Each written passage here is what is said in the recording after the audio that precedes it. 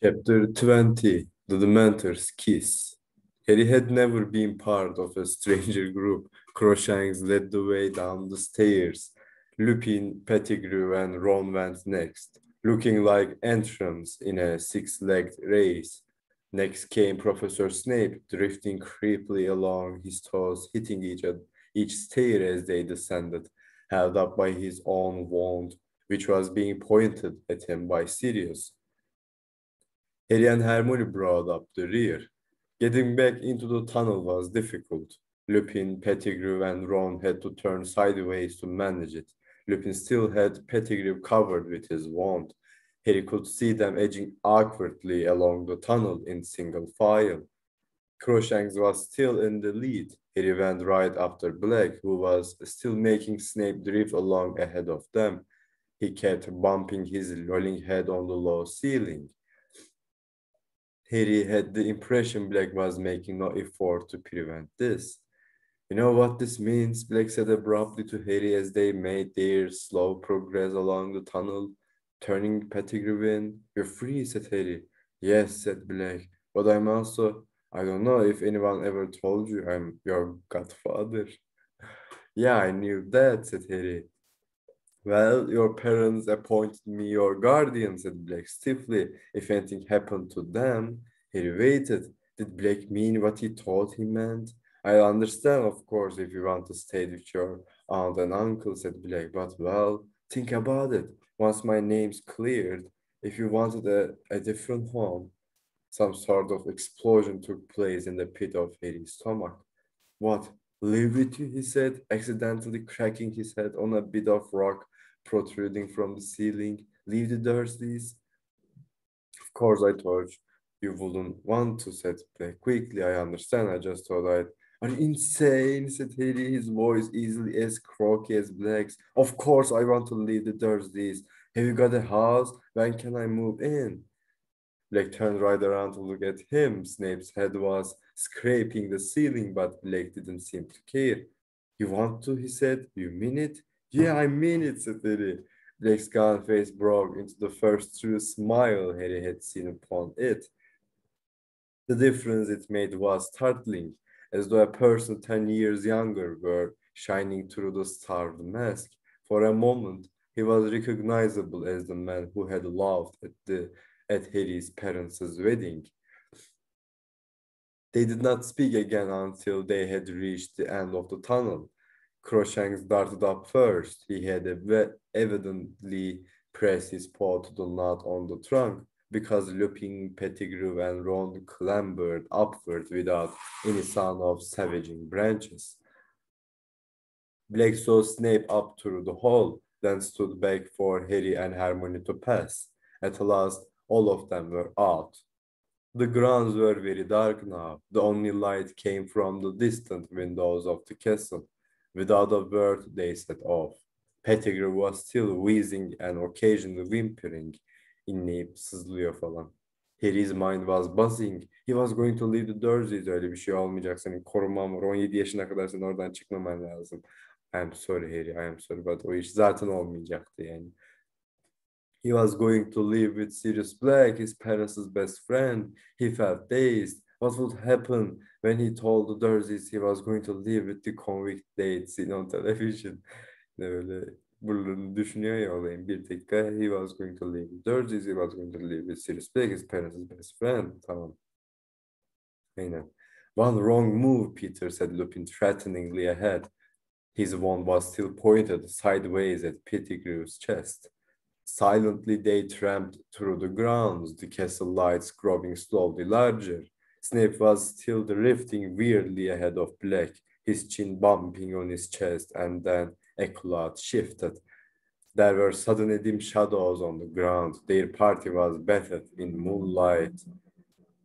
Snape collided with Lupin, Pettigrew, and Ron, who had stopped abruptly. Black froze.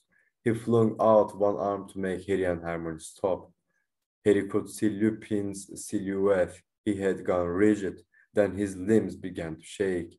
Oh my, Hermione gasped. He didn't take his potion tonight. He's not safe. Run, Black whispered. Run now. But Harry couldn't run. Ron was chained to Pettigrew and Lupin. He leapt forward, but Black caught him around the chest and threw him back. Leave it to me. Run. There was a terrible snarling noise. Lupin's head was lengthening. So was his body. His shoulders were hunching. Çocukluk travmam gibi bir şey bu sahneyi hatırlıyorum. İzlediğim en korkunç sahnelerden biri olur. Azkaban Tutsağı korkunç bir film lan. Şimdi aklıma gelin ben o filmden bayağı korkuyordum. Orada Trilyon'un kehaneti yaptığı sıra işte o ruh emiciler falan. Bayağı korkunç bir film lan o. Ben hatırlıyorum ondan korktuğum yani.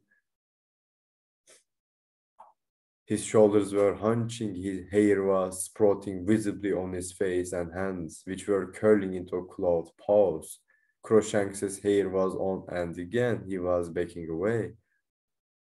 As the werewolf reared, snapping its long jaws, Sirius disappeared from Harry's sight. He had transformed. The enormous bear-like dog bounded forward. As the werewolf wrenched itself free of the manacle binding it, the dog seized it about the neck and pulled it backward, away from Ron and Pettigrew. They were locked, jaw to jaw, claws ripping at each other. Harry stood transfixed by the sight, too intent upon the battle to notice anything else. It was Hermione's scream that alerted him. Pettigrew had dived for Lupin's dropped wand. Ron, unsteady on his bandaged leg, fell. There was a bang, a burst of light, and Ron lay motionless on the ground.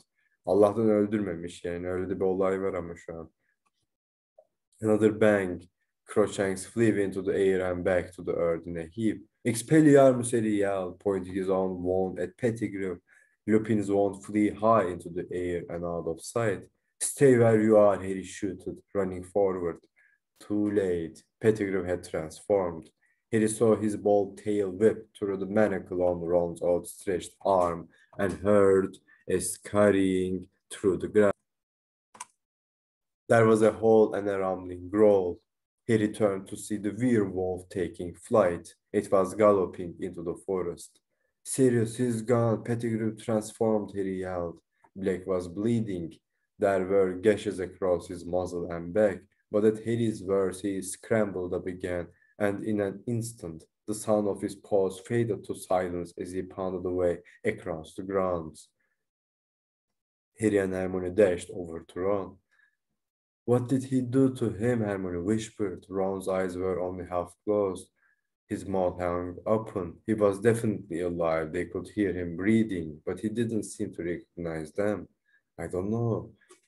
Harry looked desperately around. Black and Lupin both gone. They had no one but Snape for company, still hanging unconscious in mid-air. We'd better get them up to the castle and tell someone, said Harry, pushing his hair out of his eyes, trying to think straight. Come. But then from beyond the range of their vision, they heard a yelping, a whining, a whinnying herhalde. A dog in pain, seriously muttered, staring into the darkness. He had a moment's indecision, but there was nothing they could do for Ron at the moment, and by the sound of it, Black was in trouble. Harry set off at a run, Hermione right behind him. The yelping seemed to be coming from the ground near the edge of the lake. They pelted toward it, and Harry, running flat out, felt the cold without realizing what it must mean. The yelping stopped abruptly. As they reached the lake shore, they saw why. Sirius had turned back into a man. He was crouched on all fours, his hands over his head. No, he moaned. No, please. And then Harry saw them, the mentors, at least 100 of them, gliding in a black mass around the lake toward them. He spun around, the familiar icy cold penetrating his insides, fog starting to obscure his vision. More were appearing out of the darkness on every side. They were encircling them. Hermione, think of something happy, Harry yelled, raising his wand, blinking furiously to try and clear his vision, shaking his head to rid it of the faint screaming that had started inside it. I'm going to live with my godfather. I'm leaving the Dursleys. He forced himself to think of Black and only Black and began to chant, Expecto Patronum, Expecto Patronum. Black gave a shudder, rolled over, and lay motionless on the ground, pale as death. He'll be all right. I'm going to go and live with him. Expecto patronum, Hermione. Hermione, help me. Expecto patronum. Expecto, Hermione whispered, expecto, expecto. But she couldn't do it. The Dementors were closing in, barely 10 feet from them. They formed a solid wall around Harry and Hermione and were getting closer. Expecto patronum, Harry yelled, trying to block the screaming from his ears. Expecto patronum. A thin wisp of silver escaped his wand and hovered like mist before him. At the same moment, Harry felt Hermione collapse next to him. He was alone, completely alone. Bu da ilginç olmuş ama. Hani en başta Harry tek bayılan kişiydi ama şimdi Hermione bayıldı. Sirius bayıldı herhalde. Harry ayakta kaldı falan. Tam terste dönmüş gibi olmuş olay biraz. Expecto, expecto patronum. Harry felt his knees hit the cold grass. Fog was clouding his eyes. With a huge effort, he fought to remember. Sirius was innocent. Innocent. We'll be okay. I'm going to live with him. Expecto patronum, he gasped. By the feeble light of his formless patronus, he saw a dementor hold very close to him. It couldn't walk through the cloud of silver mist he had conjured.